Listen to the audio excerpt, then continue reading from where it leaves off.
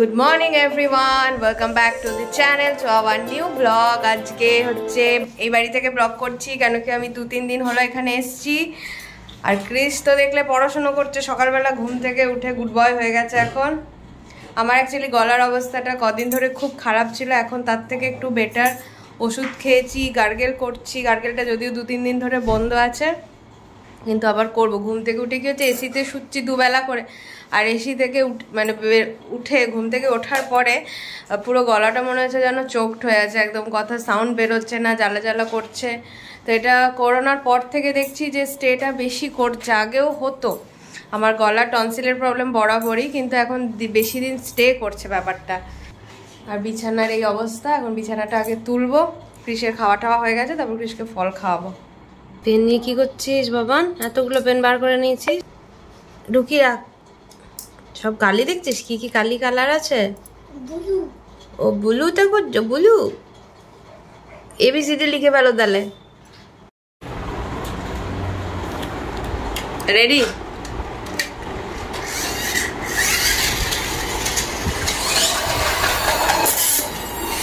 এই হচ্ছে আমাদের খেলা।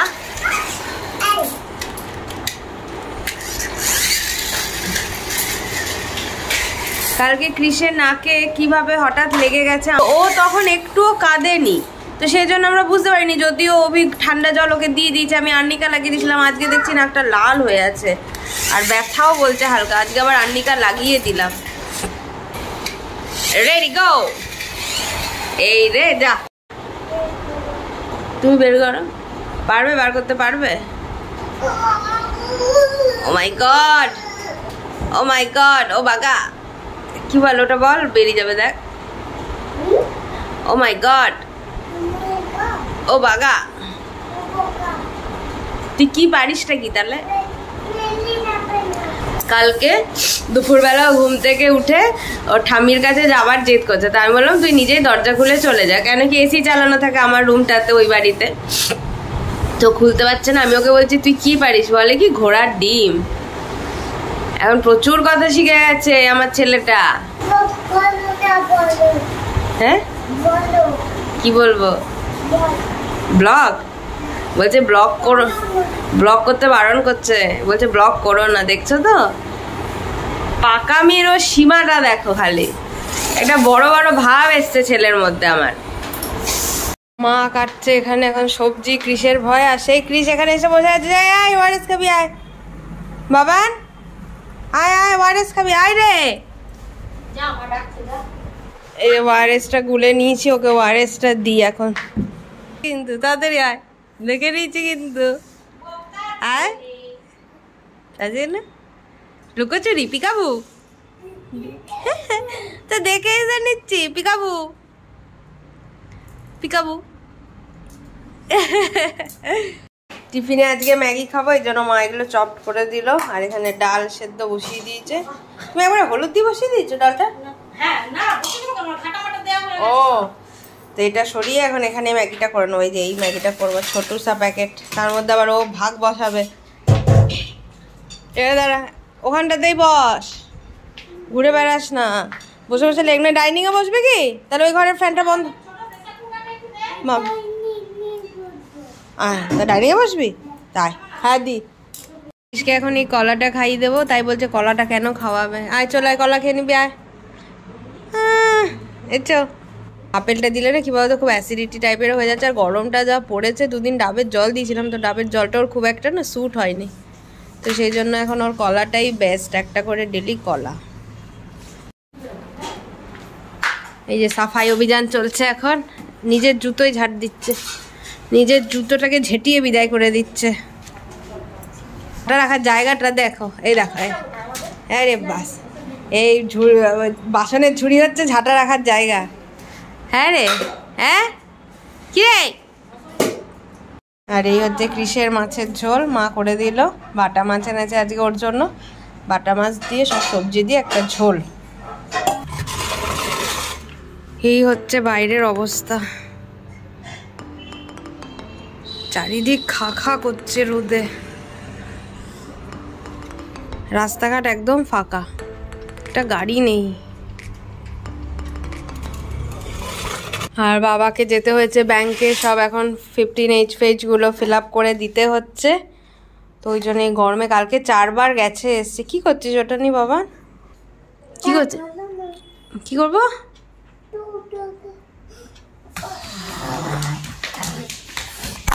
এত গরমে সবাই খুব ভালোভাবে গ্লুকোজ হোক, ওআরএস হোক, ডাবের জল হোক খেতে থাকবেন, তাহলে শরীরটাও হাইড্রেট থাকবে। নইলে এত গরম বলছে আরও গরম বাড়বে।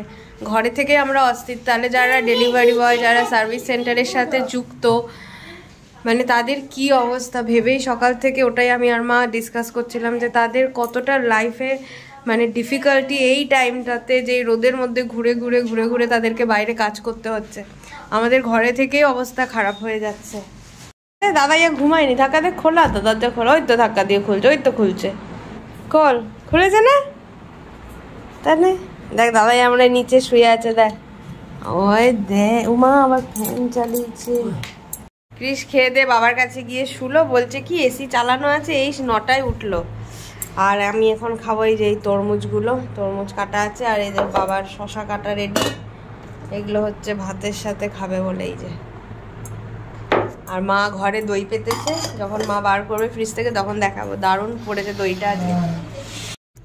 এই যে এই দইগুলো 2টো বাটিতে আছে, এই যে এই একটা আর এই একটা।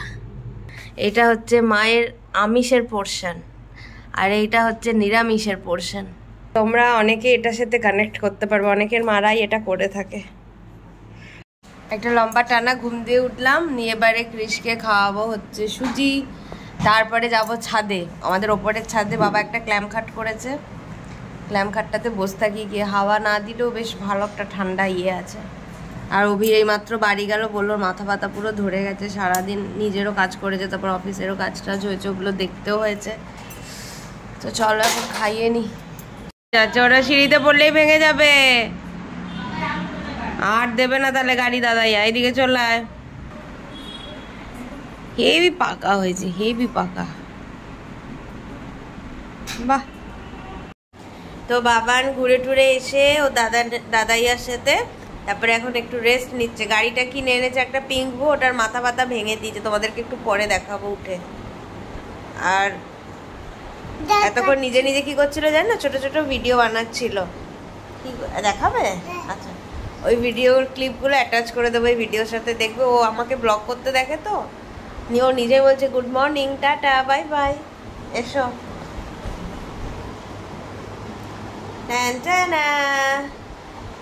ওর অনেক দিনের ইচ্ছা আজকে পূরণ হলো। পিঙ্ক ভু পিঙ্ক ভু পিঙ্ক ভু, তো আজকে পিঙ্ক ভুও পেয়েই গেল। তো ফ্রেন্ডস এই ছিল আজকের ভিডিওতে। Hope you liked it. If you liked it so please do like, follow, share and comments. Bye bye, take care, good night.